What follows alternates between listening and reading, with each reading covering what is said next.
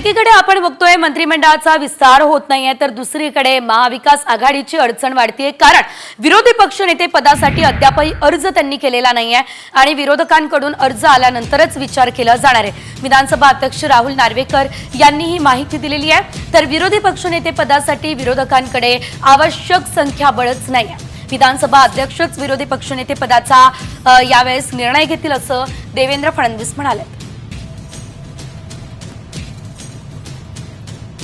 या अधिवेशनामध्ये आमची एकत्र बैठक होईल आणि चर्चा करून आम्ही ते नाव देऊ। पण भारतीय जनता पक्षाची तयारी आहे का, ते देण्यासाठी तयार आहेत का? विरोधी पक्षनेतेपद देवेंद्रजी तयार आहेत का, हे पहिले त्यांना विचारू आणि मग नाव देऊ।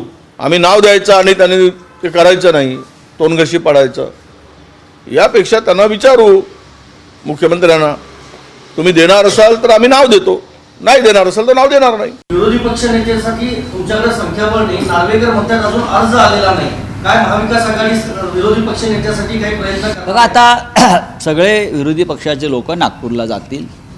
माननीय उद्धव ठाकरे सुद्धा नागपूरला निघालेले आहेत, तेही जातील, एकत्र बैठक होईल, चर्चा होईल आणि त्यानंतर हा निर्णय घेतला जाईल।